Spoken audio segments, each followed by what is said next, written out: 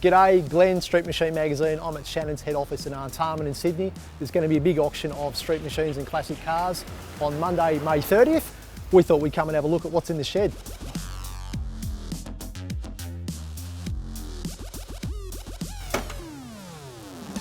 They really knew how to do interior trim in the 70s, didn't they? And cool paint jobs. Right at the front of the showroom is a 1988 VL Walkinshaw Commodore SS Group A. This car was a bit of a sledgehammer back in the day. It was Holden's first fuel-injected V8. It was developed for racing, twin throttle body motor, lots of fiberglass on this car. It was and it is an icon. Of course, the other significant component, if you like, of the Walkinshaw was the motor. It was Holden's first fuel-injected V8. It was built for racing pretty much, then detuned for the street, 180 kilowatts. Twin throttle bodies, and it breathed through the bonnet. Holden's Commodore SS has been a very popular model for Holden in the last 25 years or so. This is where it all began for the SS badge. 1972 HQ SS sedan. It was a bit of a lightweight ripper stripper based on the Belmont. V8, stickers and stripes, not a bad thing. Ford built 400 of these Cobras. There was a mix of 4.9 and 5.8 litre V8s. It was actually the end of the line for the two-door hardtop. The last 400 panel sets were built as these Cobras, and that was the end of the hardtop for Falcon in Australia in the 1970s. She's the last of the V8s. A piece from here and a piece from there. For a long time in the 1980s, you couldn't give these cars away, but now they're cool. Big car, small wheels. There's any street machine in Asia, you can fit a fair bit of rubber on the back of these. Hey Charger. Kreisler closed up shop in Australia in 1981. This is one of the last Valiants built. This actually began life as a police car in South Australia. It's optioned with the 5.2 litre V8 with electronic lean burn for all the tech heads out there. This could be cruised right now, or it could be used as the basis for something wild. I like this, Holden Kaye Panel van. Gorgeous paint, gorgeous chrome. Yeah, I wouldn't mind cruising this.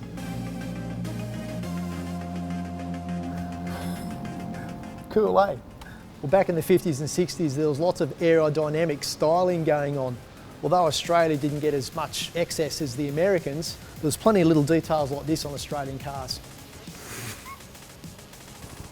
Dak dak.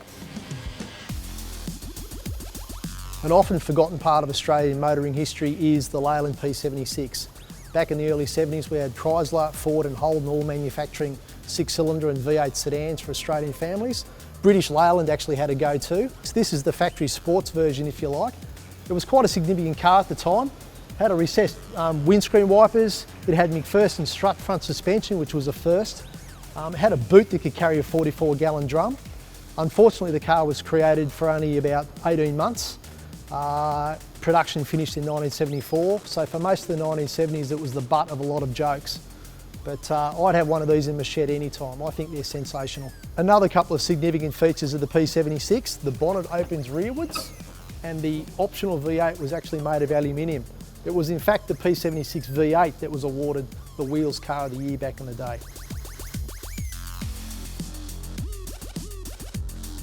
Of all the cars we've looked at today, this is probably the most special. It was the one and only prototype HDT Monza, built by Peter Brock and his crew at HDT Special Vehicles back in 1983. Peter Brock actually spent a little bit of time racing in Europe in the early 80s, and he was provided with a company car, an Opel.